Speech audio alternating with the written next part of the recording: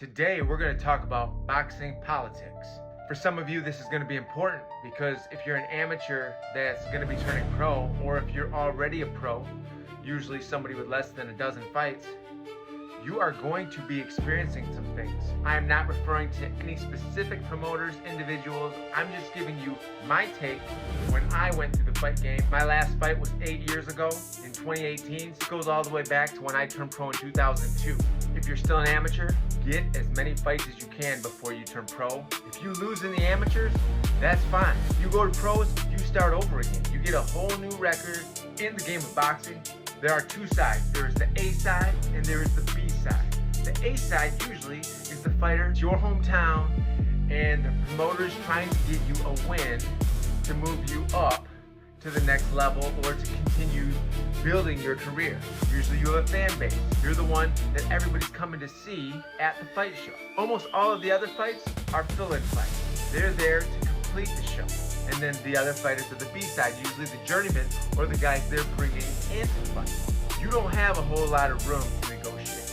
They're gonna offer you an amount and it's usually take it or leave it. They're not gonna pay you any more because if you're not bringing people to see you, then you're not generating any money. They're trying to get their guy a win. So depending on the situation and how bad they need someone, that's where you've got that negotiating room, but there's not much at that level, I'm telling you. If you're fighting the main event, they really want to get this guy a win, but they also want to put on a good show.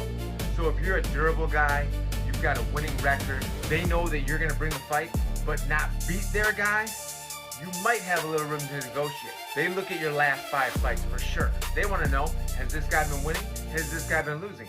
If you've been fighting some good competition and you've lost a bunch of fights, but you've made it the whole way and you put on a decent show and they know their guy can beat you, they want you, then you have a little bit of room to negotiate. Promoters are always looking at the records and who you fought. They want to make sure they can get their guy a win.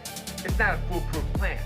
They really want you to be in good enough shape, but not great shape. Sometimes guys surprise them. If you're a guy that's got a 50-50 record and you just upset a guy that's 12-0, guess what? It's gonna be harder to find you a fight because they're like, wow, they don't want that happening to their guy. We don't know if we wanna fight that guy. If they need you, then they're gonna pay you and they're gonna call you.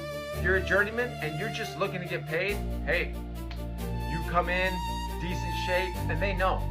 Their guy, if they got him behind a good promoter, he's fighting for a living. He's not fighting and working a part-time job or a full-time job. They know you are. They know that you're working, which means that they know you can't come in usually the same type of shape that their guy's in. So they got you. They want you to put on a show, but they don't want you to win. And so they'll pay you decent money because they know that. And there's guys that make good money doing that, They can't train like those guys, but they have a job and they can train on the side and they can train good and they can go out and they can make some money and they can travel sometimes to the other side of the world